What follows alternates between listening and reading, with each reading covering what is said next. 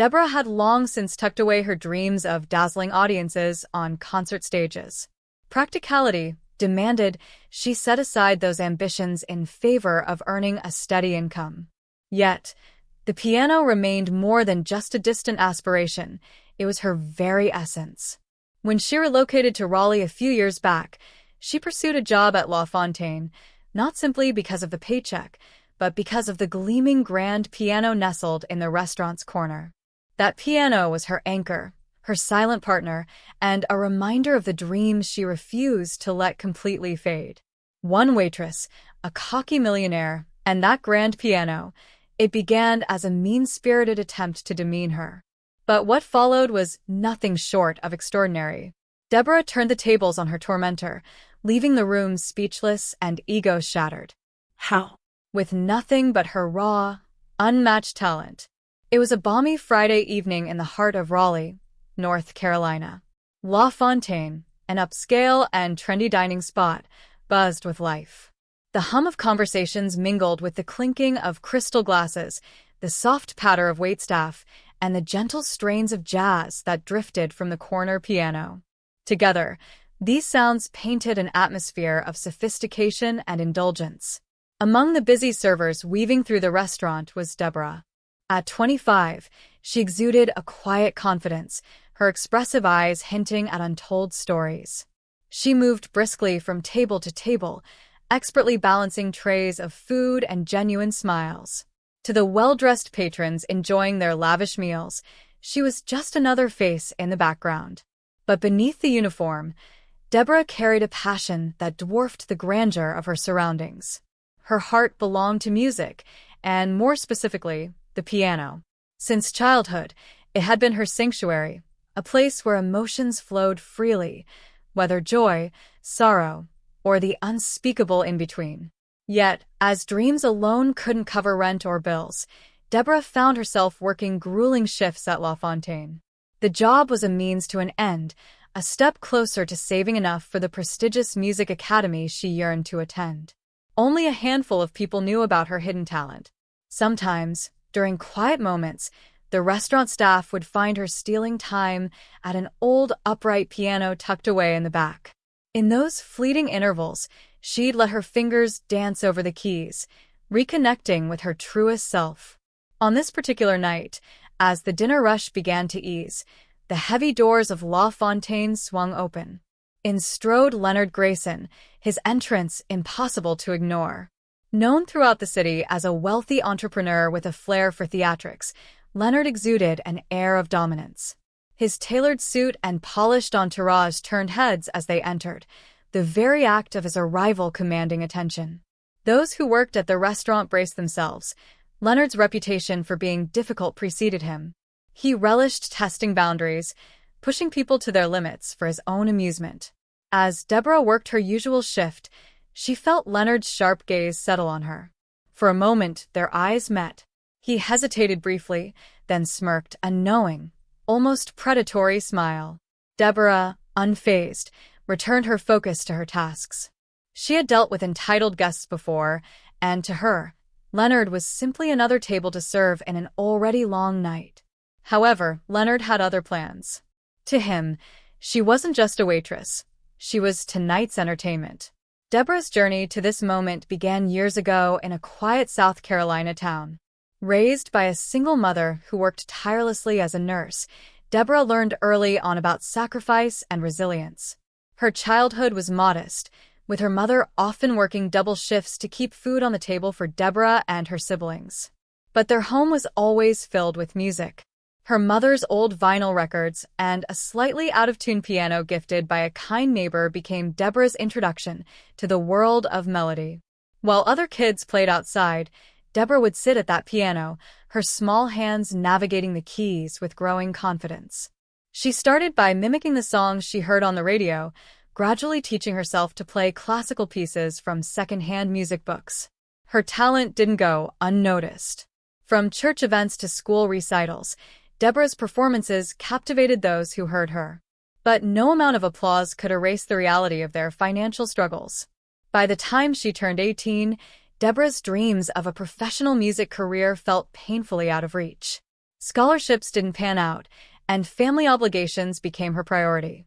Even now, with little time to play, the presence of a piano, whether at home or work, brought her comfort.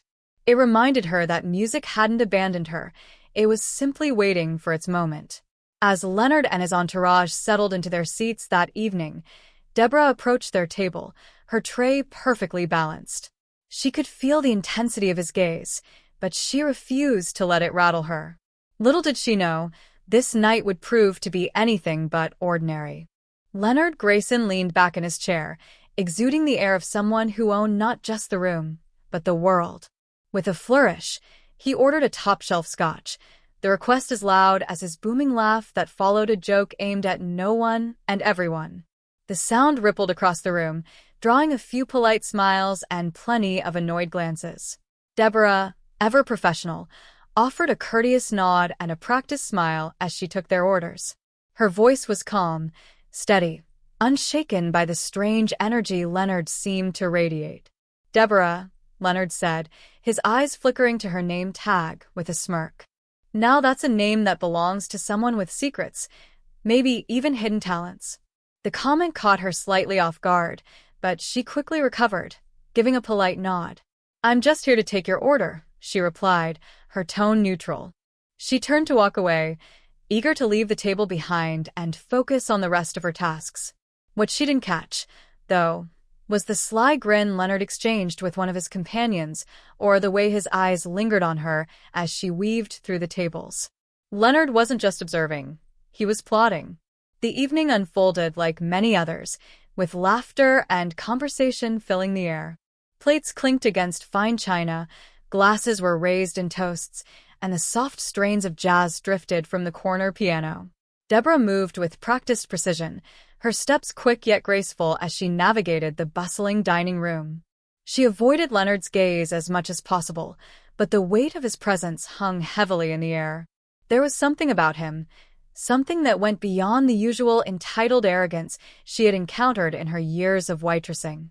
Leonard's behavior felt deliberate, calculated, as though every word and action were part of a performance meant to provoke a reaction. As the appetizers arrived at his table, Leonard began his real act. He leaned back dramatically, gesturing broadly as he recounted tales of his many successes. His voice rose above the ambient noise, and every so often, he peppered his stories with thinly veiled insults about people who lacked ambition or settled for mediocrity. His companions chuckled on cue, their laughter feeling rehearsed. Meanwhile, other diners exchanged uncomfortable glances, their annoyance growing with each boastful declaration. Deborah, however, stayed focused on her work, determined not to let him rattle her. But Leonard wasn't done. When she returned to his table with a bottle of wine, he pounced. "Tell me, Deborah," he said, his voice slicing through the room like a blade. "What do you do when you're not carrying plates? A young woman like you must have dreams, right?" His question caught her mid-step. Deborah hesitated for a moment, her mind racing for a safe answer. "I play piano sometimes," she said softly, hoping her brevity would discourage further probing. Leonard's eyes lit up with interest, and a slow, sly smile spread across his face. "A pianist? How fascinating," he drawled, his tone dripping with condescension. "Why don't you give us a little performance then? Show us what you've got." Deborah froze. The chatter in the room seemed to quiet as heads turned toward their table. The weight of Leonard's suggestion hung in the air, a challenge she hadn't sought and certainly didn't want. "Oh, I couldn't," she said quickly, forcing a nervous laugh. "I'm just here to work tonight." "Nonsense," Leonard declared, his voice booming with mock encouragement. "There's a piano right there in the corner. Surely a future star like you isn't afraid of a little audience." His companions laughed again, their amusement tinged with cruelty. Around the room, other diners looked on, intrigued by the unfolding drama. Deborah's chest tightened as she felt the stares of strangers boring into her. Judgment, curiosity, and expectation swirled together in their gazes, making it harder for her to breathe. She wanted to refuse, to walk away and let Leonard's challenge fall flat. But the way he looked at her, with smug amusement, as though he already knew she'd falter, sparked something deep within her. It wasn't just irritation, it was a quiet, burning anger. His dismissal of her, the way he treated her like she was a joke, brought a memory rushing to the surface.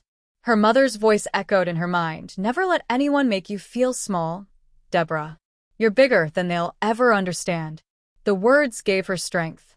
Deborah glanced at the piano, its polished surface gleaming under the chandelier's soft light. Then she looked back at Leonard, who sipped his scotch with a smirk that dared her to rise to the occasion. For a moment, the room was silent, the tension palpable. Then Deborah spoke, her voice steady but firm. Fine, she said. I'll play. The room bristled with anticipation. Conversations died down, and all eyes followed Deborah as she made her way to the piano. Each step she took felt heavier than the last, carrying not just her fear but also her defiance. When she reached the grand piano, she paused, letting her fingers hover over the keys. The spotlight from the chandelier above cast her in a soft glow, isolating her from the crowd, but drawing everyone's attention. The murmurs in the room faded entirely, replaced by an expectant silence. Deborah closed her eyes, took a deep breath, and began to play. Deborah slid onto the piano bench, her fingers trembling as they hovered above the gleaming keys. The grand piano stood like a silent challenge, daring her to prove her worth. Behind her, Leonard leaned back in his chair, a picture of smug satisfaction. His eyes danced with amusement, as if he had already won some twisted game only he was playing. The murmur of the diners faded into a dull hum, every sound sharpening her awareness of the moment. She closed her eyes for a brief second, inhaling deeply, as if she could draw courage from the air itself. Her heart was pounding so loudly she was sure everyone could hear it. This wasn't like the cozy church recitals of her childhood or the intimate gatherings in her community where people listened with love. This was different, cold, hostile, and charged with an unspoken dare. But there was no turning back. Deborah placed her hands on the keys, feeling their cool, smooth surface beneath her fingertips. She needed to ground herself, to steady the storm swirling within. The first notes emerged softly, like a whisper, tentative, fragile, almost afraid to exist. A few diners shifted in their seats, and someone coughed faintly from the back of the room. Deborah ignored them, her focus narrowing to the piano, to the music, to the only thing that felt real in that moment. She chose a piece she knew by heart, Clair de Lune by Debussy.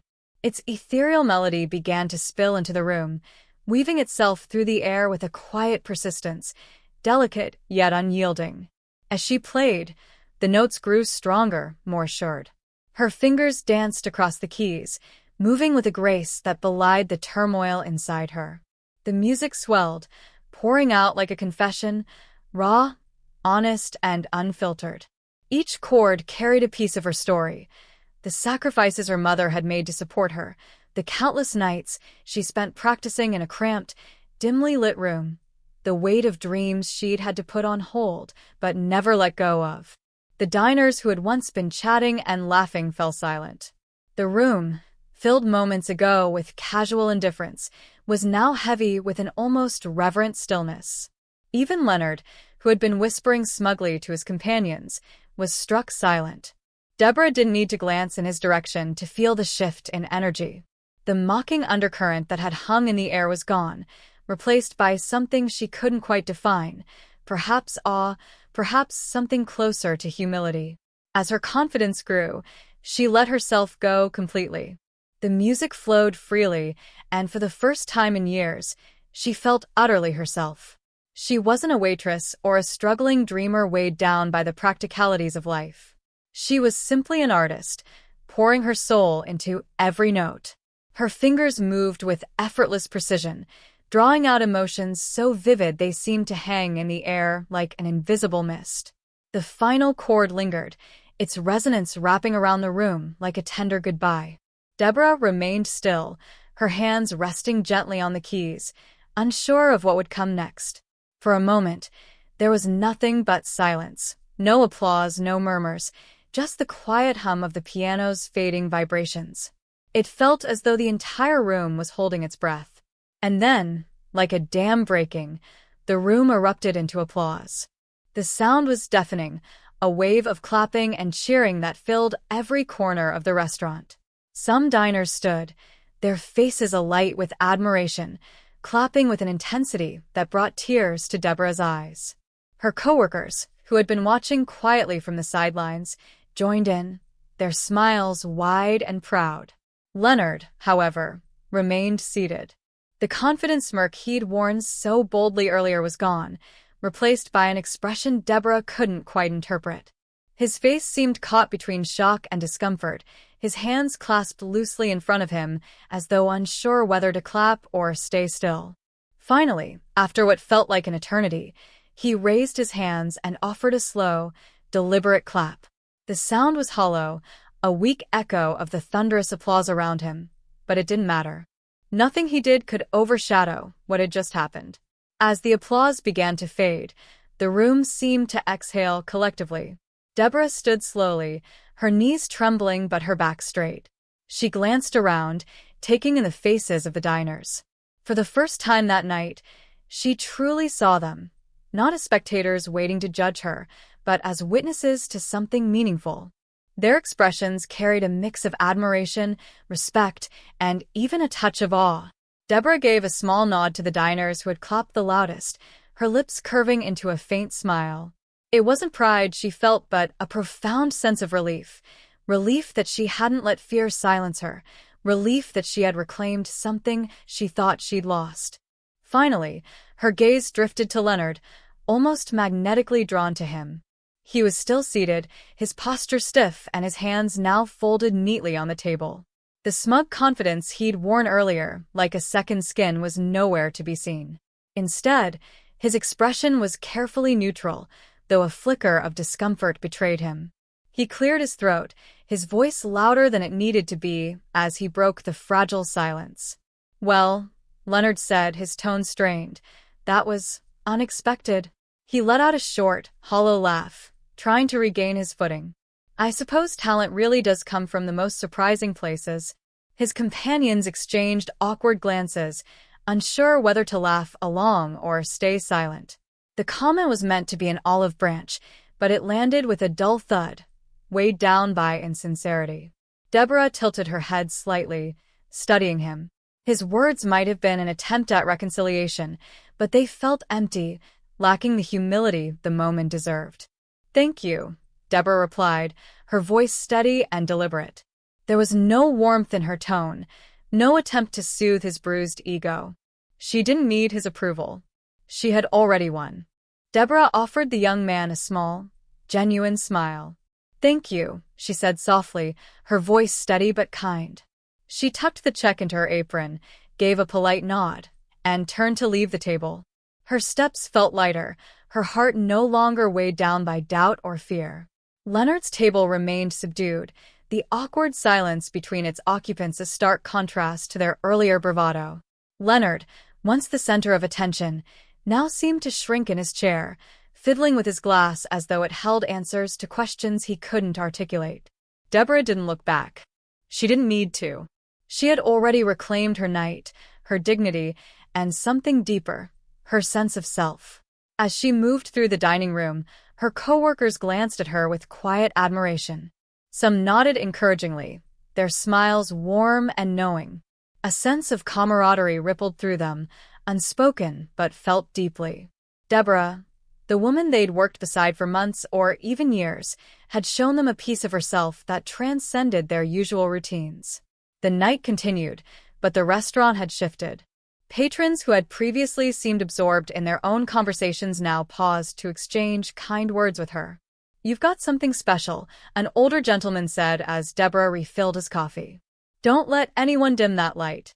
Another couple, on their way out, stopped at the counter where she was folding napkins. "You made this evening unforgettable," the woman said, her eyes glistening. "Never stop playing." Deborah thanked them all with quiet humility, each word filling her with a sense of validation she hadn't realized she needed. These weren't just compliments, they were affirmations of her dreams, her worth, her undeniable talent. As the evening wound down and the last few tables emptied, Deborah found herself back at the piano. The dining room was quiet now, the clinking of glasses and hum of voices replaced by the soothing hush of late-night calm. She placed her hands on the keys once more, letting them rest there, absorbing the moment. Her colleagues, finishing up their closing duties, looked on silently, sensing the significance of the act. Without overthinking, she let her fingers fall into a soft, improvised melody, something gentle and reflective, for herself this time. The notes floated through the empty room, unpressured and free. It wasn't a performance. It was an exhale, a release of all the tension, fear, and triumph of the evening. When the last note faded into the stillness, Deborah stood and gently closed the piano lid. She turned to find her manager, a middle-aged woman with kind eyes, watching her from the doorway. "You were amazing tonight," the manager said, her voice soft but sincere. "I think you reminded all of us why we chase our dreams." Deborah smiled, a real smile that reached her eyes. "Thank you," she said. "I think I reminded myself, too." As she gathered her things and stepped out into the cool night air, Deborah felt a quiet resolve settle over her. The road ahead might still be uncertain, but tonight had proven something important. She was capable of more than she realized. She was more than the limits others tried to impose on her, more than the doubts she sometimes carried. She had a gift, and no matter how many obstacles stood in her way, she would find a way to share it. Because, as she had told Leonard, it wasn't about proving anything to anyone else. It was about staying true to herself. And tonight, she had done just that. What a powerful and inspiring narrative. It beautifully captures Deborah's journey from a moment of humiliation to one of triumph and self-discovery. The story's themes of resilience, authenticity, and the courage to embrace one's passions resonate deeply, and the way Deborah's artistry silences not just Leonard, but her own doubts is a testament to the transformative power of staying true to oneself. The closing call to action connects with the audience, encouraging them to reflect on their own dreams and take action, inspired by Deborah's courage. Would you like to refine this further, perhaps focusing on specific aspects, or does it feel ready as it is?